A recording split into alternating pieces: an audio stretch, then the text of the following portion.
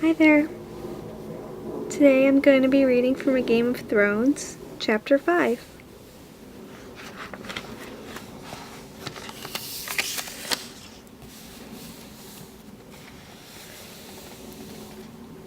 Eddard.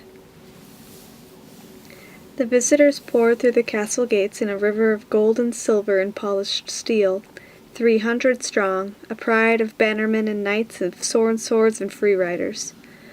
Over their heads a dozen golden banners whipped back and forth in the northern wind, emblazoned with the crowned stag of Baratheon. Ned knew many of the riders. There came Sir Jaime Lannister with hair as bright as beaten gold, and there Sandor Clegane with his terrible burned face. The tall boy beside him could only be the crown prince, and that stunted little man beside him was surely the imp, Tyrion Lannister.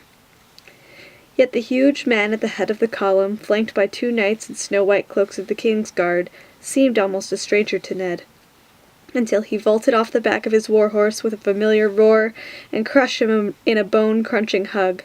"Ned! Ah, but it is good to see that frozen face of yours." The king looked him over top to bottom and laughed. "You have not changed at all." Would that Ned had only been able to say the same. 15 years passed when they had ridden forth to win a throne. The Lord of Storm's End had been clean-shaven, clear-eyed, and muscled like a maiden's fantasy.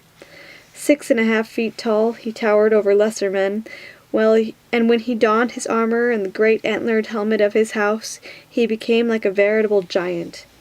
He'd had a giant's strength, too, his weapon of choice a spiked iron warhammer that Ned could scarcely lift.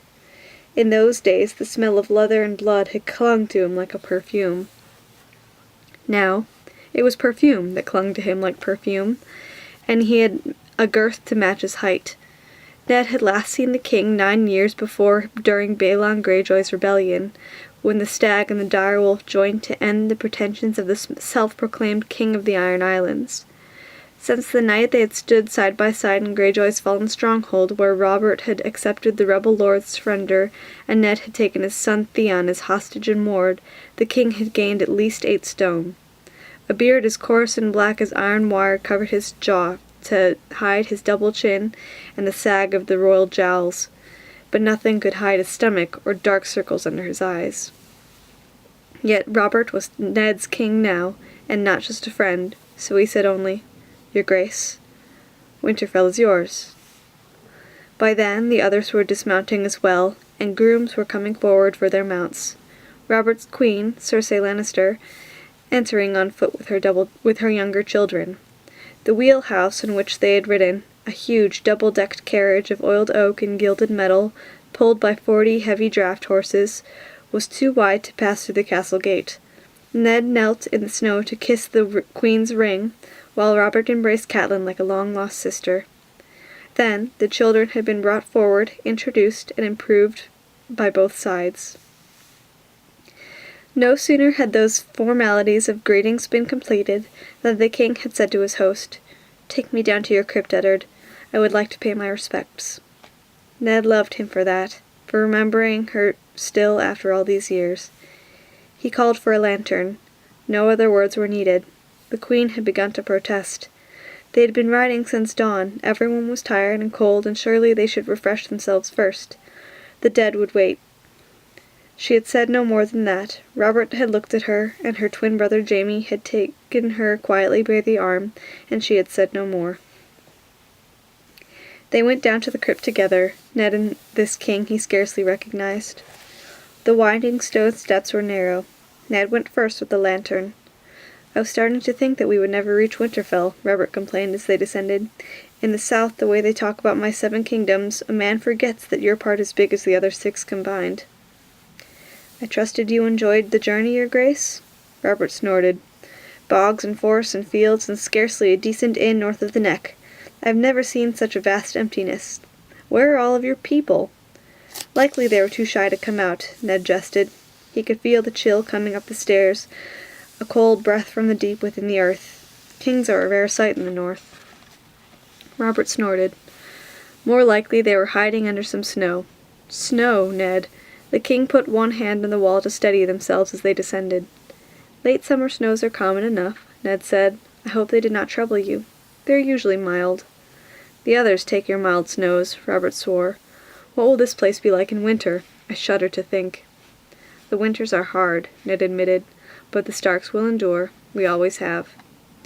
"You need to come south," Robert told him. "You need a taste of summer before it flees. In Highgarden there are fields of golden roses that stretch away as far as the eye can see. The fruits are so ripe they explode in your mouth. Melons, peaches, fire plums, you've never tasted such sweetness. You'll see, I brought you some.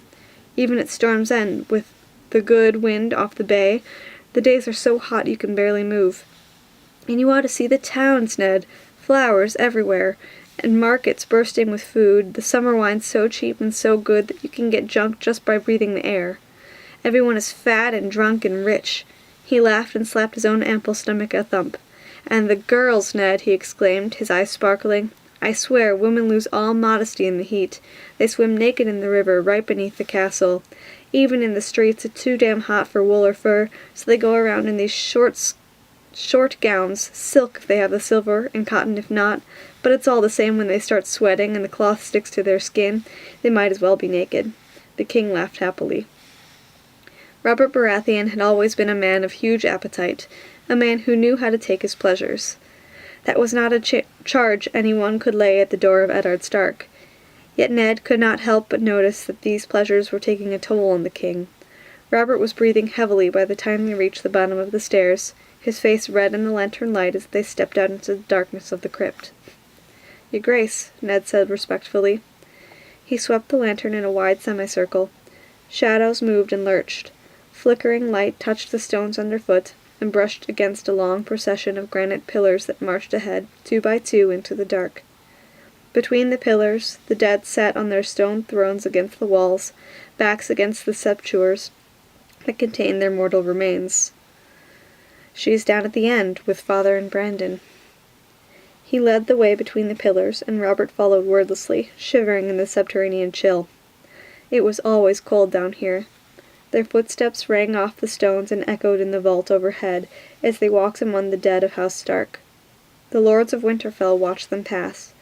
Their likenesses were carved into the stones that sealed the tombs. In long rows they sat, blind eyes staring out into the eternal darkness, while great stone direwolves curled round their feet. The shifting shadows made the stone figures seem to stir as living passed by. By ancient custom, an iron longsword had been laid across the lap of each who had been Lord of Winterfell, to keep the vengeful spirits in their crypts. The oldest had long ago rusted away to nothing, leaving only a few red stains where the metal had rested on stone. Ned wondered if it meant that those ghosts were free to roam the castle now. He hoped not. The first lords of Winterfell had been men as hard as the land they ruled. In the centuries before the Dragon Lords came over the sea, they had sworn allegiance to no man, styling themselves in the kings of the north. Ned stopped at the last and lifted the oil lantern.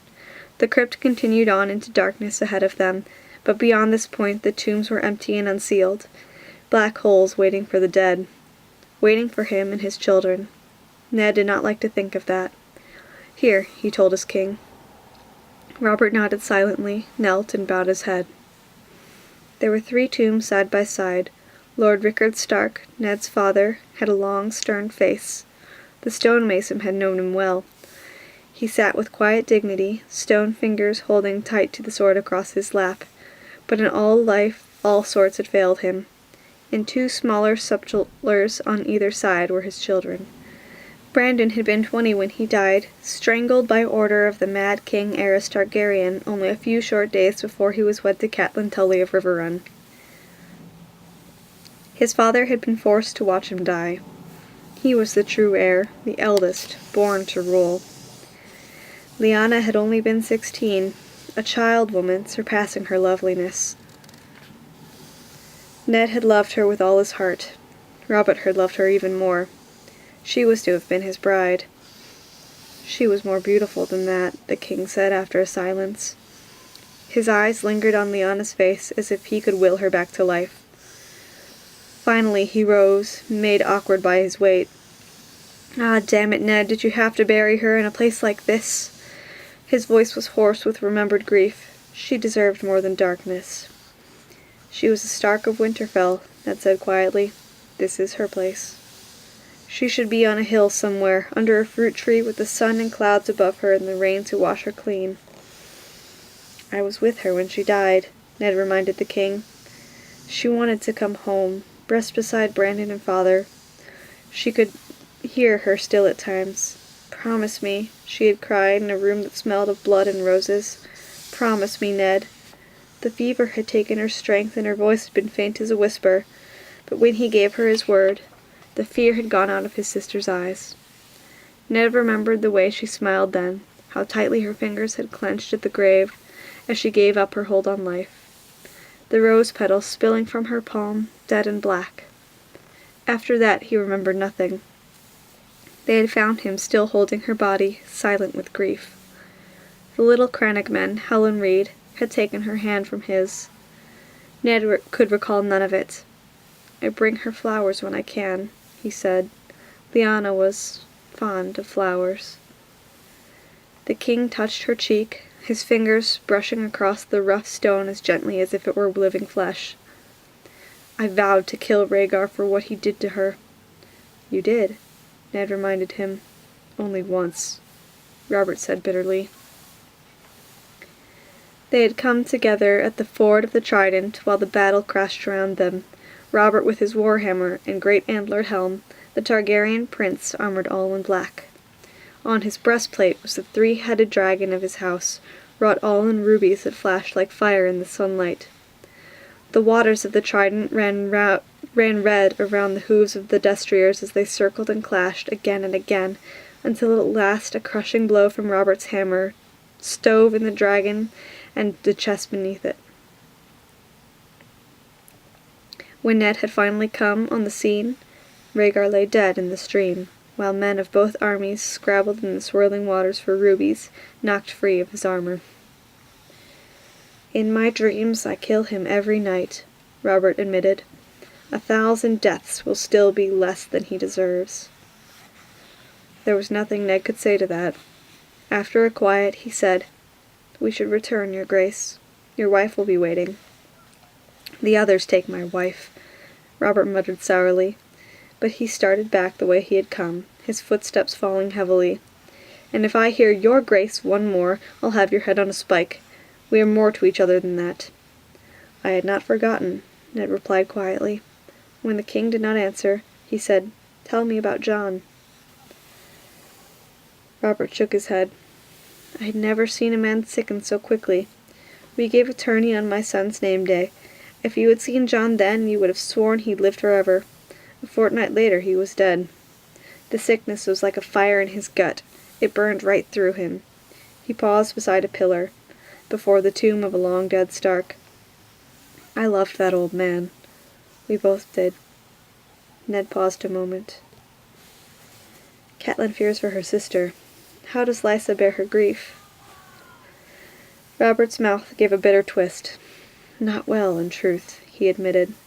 I think losing John has driven the woman mad, Ned. She's taken the boy back to the Eyrie, against my wishes. I had hoped to foster him with Tywin Lannister at Casterly Rock. John had no brothers, no other sons. Was I supposed to leave him to be raised by a woman? Ned would sooner entrust a child to a pit viper than to Lord Tywin, but he left his doubt unspoken. Some old wounds never truly healed, and bleed again at the slightest word. The wife has lost the husband, he said carefully. Perhaps the mother feared to lose the son. The boy is very young. 6 and sickly, the Lord of the Eyrie, gods have mercy. The king swore. Lord Tywin had never taken a war before. Lysa ought to have been honored. The Lannisters are a great and noble house. She refused to even hear of it. Then she left in the dead of night without so much as a by your leave. Cersei was furious. He sighed deeply. The boy is my namesake. Did you know that? Robert Arryn. I am sworn to protect him. How can I do that if his mother steals him away? I will take him as a ward if you wish, Ned said. Lysa should consent to that. She and Catelyn were close as girls, and she would be welcome here as well. A generous offer, my friend, the king said, but too late. Lord Tywin has already given his consent. Fostering the boy elsewhere would be a grievous affront to him. I have more concern for my nephew's welfare than I do for Lannister pride, Ned declared.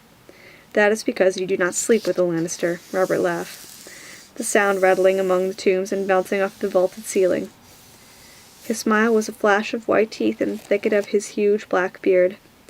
Ah, Ned, you are still too serious. He put a massive arm around Ned's shoulders. I'd planned to wait a few days to speak to you, but I see now there's no need of it. Come, walk with me. They started back down between the pillars. Blind stone eyes seemed to follow them as they passed. The king kept his arm around Ned's shoulder. You must have wondered why I finally came north to Winterfell after so long. Ned had his suspicions, but he did not give them voice. For the joy of my company, surely, he said lightly. And there's the wall. You need to see it, Grace, to walk along its battlements and talk to those who man it. The Night's Watch is a shadow of what it once was, Benjen says. No doubt I will hear what your brother says soon enough, Robert said. The wall has stood for what, 8,000 years? It can keep a few days more. I have more pressing concerns. These are difficult times. I need good men around me. Men like Jon Arryn. He served as Lord of the Eyrie, as Warden of the East, and as the Hand of the King. He will not be easy to replace.